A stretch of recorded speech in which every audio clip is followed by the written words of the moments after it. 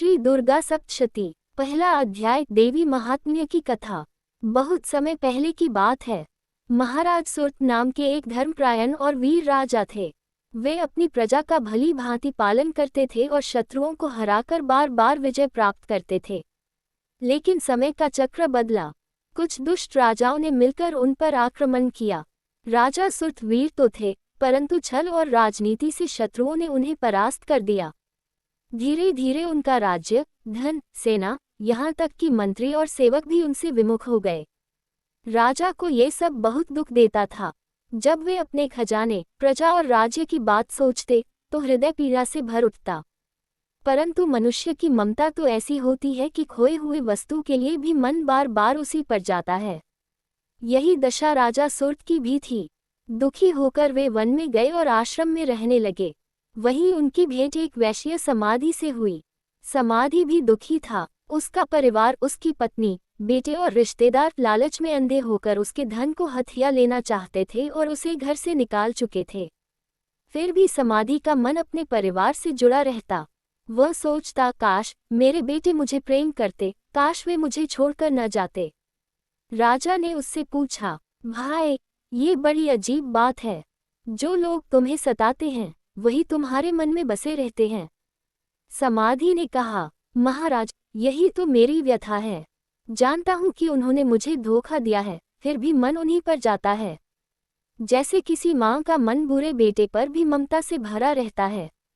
दोनों ने महसूस किया कि यह तो कोई अदृश्य शक्ति है जो उनके मन को बांधे हुए है।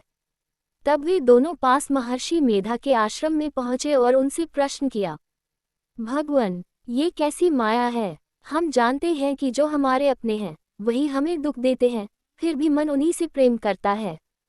ये क्यों होता है? महर्षि मेधा बोले, राजन, ये सब महामाया देवी का प्रभाव है।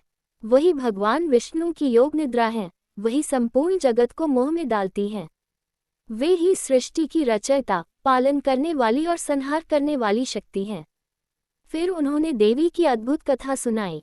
सृष्टि के प्रारंभ में भगवान विष्णु महासागर में शेषनाग की शैया पर सो रहे थे।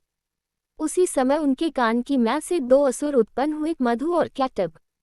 वे बड़े बलवान और भयानक थे। उन्होंने ब्रह्माजी पर आक्रमण कर दिया। भयभीत होकर ब्रह्माजी ने देवी की स्तुति की। तब ब्रह्मा के स्तवन से प्रसन्न होकर देवी ने विष्णु को जगाया। जागने पर भगवान विष्णु ने उन दोनों असुरों से भीषण युद्ध किया। 5000 वर्षों तक युद्ध चलता रहा। अंततः देवी की कृपा से विष्णु ने उन असुरों का वध कर दिया और ब्रह्माजी की रक्षा की।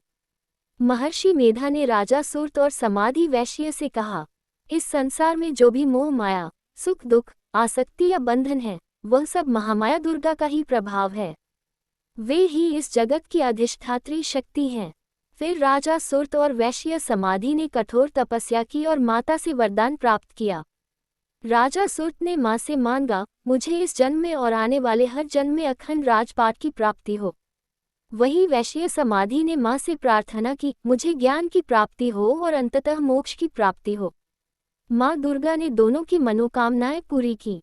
यही श्री दुर्गा सप्तशती के पहले अध्याय की कथा है। जय माता दी।